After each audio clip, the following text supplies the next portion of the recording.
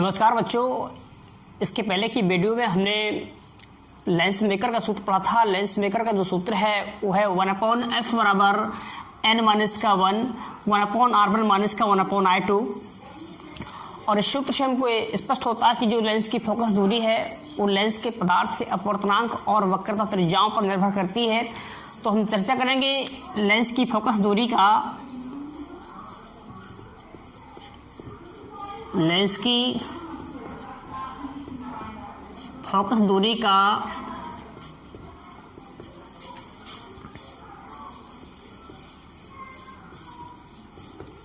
अपवर्तनांक पर निर्भरता।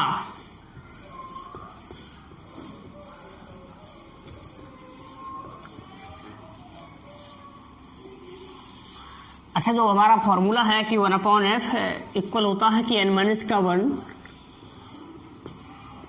1/r1 माइनस का 1/i2। यहाँ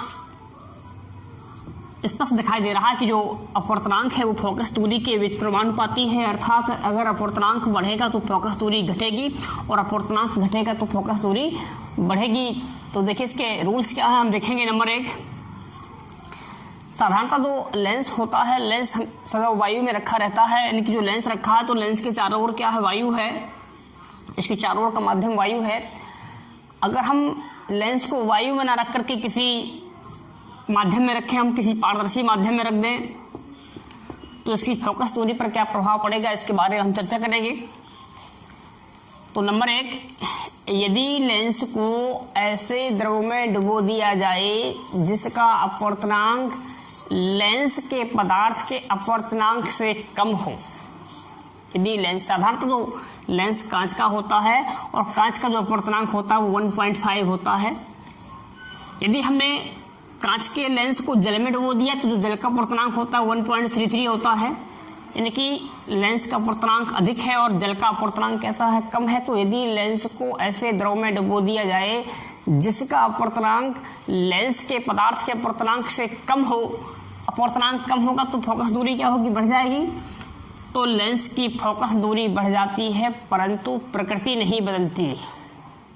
पहला पॉइंट क्या है कि यदि लेंस को ऐसे द्रव में डुबो दिया जाए जिसका अपवर्तनांक लेंस के पदार्थ के अपवर्तनांक से कम हो तो लेंस की फोकस दूरी बढ़ जाती है परंतु उसकी प्रकृति नहीं बदलती। अर्थात प्रकृति का तात्पर्य है कि जो लेंस उत्तल है वो उत्तल ही रहेगा।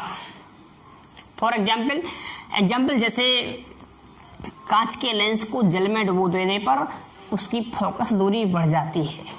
यदि हम कांच के लेंस को जल में डुबो दें तो उसकी फोकस दूरी बढ़ जाती है। नंबर दूसरा है कि अभी हमने कम वाले में डुबोया था, अब हम ज़्यादा वाले में डुबो दें। नंबर दूसरा कि यदि लेंस को ऐसे द्रव में डुबो दिया जाए जिसका अपवर्तनांक लेंस के पदार्थ के अपवर्तनांक से अधिक हो। यदि लेंस को ऐसे द्रव में डुबो दें जिसका अपवर्तनांक लेंस के पदार्थ के अपवर्तनांक से अधिक हो, अपवर्तनांक अधिक तो फोकस दूरी क्या होगी, घट जाएगी। तो लेंस की फोकस दूरी घट जाती है एवं प्रकृति बदल जाती है। प्रकृति मतलब अर्थात जो लेंस वायु में उत्तल होता है वो है द्रव के अंदर एक अवतल लेंस की भांति व्यवहार करने लगता है। फॉर एग्जाम्पल जैसे वायु का बुलबुला जिसकी सतह उत्तल होती है जल के अंदर एक अवतल लेंस की भांति व्यवहार करता है। वायु का बुलबुला जिसकी सतह उत्तल होती है जल के अंदर एक अवतल लेंस की भांति व्यवहार करता है। नंबर तीसरा, अभी हमने एक बार कम वाले में डुबोया था तो फोकस दूरी बढ़ गई थी, ज़्यादा वाले में डुबोया तो घट गई। और तीसरा है अगर हम इसको बराबर वाले में डुबो दें, यदि लेंस को ऐसे द्रव में डुबो दिया जाए जिसका अपवर्तनांक लेंस के पदार्थ के अपवर्तनांक के बराबर हो, यानी कि जितना अपवर्तनांक लेंस का है वही अपवर्तनांक इस द्रव का है, बराबर वाले में डुबो दिया। यदि लेंस को ऐसे द्रव में डुबो दिया जाए जिसका अपवर्तनांक लेंस के पदार्थ के अपवर्तनांक के बराबर हो तो लेंस की जो फोकस दूरी है वो अनंत हो जाती है एवं लेंस एक समतल पारदर्शी प्लेट की भांति व्यवहार करने लगता है तथा अदृश्य हो जाता है, यानी कि दिखाई नहीं देता है, विलुप्त हो जाता है लेंस।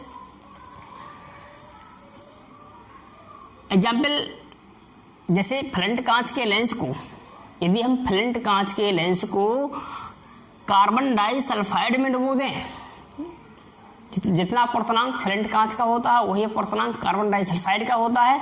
यदि फ्लंट कांच के लेंस को कार्बन डाइसल्फाइड में डुबो दें तो यह एक समतल पारदर्शी प्लेट की भांति व्यवहार करता है। इस प्रकार से अपवर्तनांक का ये फोकस दूरी पर निर्भरता है। मैं तीनों पॉइंटों को एक बार बता दूंगा आपको। एक बार कम वाले में डुबोना है, एक बार ज़्यादा वाले में, एक बार बराबर वाले में। तो पहला पॉइंट था कि यदि लेंस को ऐसे द्रव में डुबो दिया जाए जिसका अपवर्तनांक लेंस के पदार्थ के अपवर्तनांक से कम हो तो उसकी फोकस दूरी बढ़ जाती है।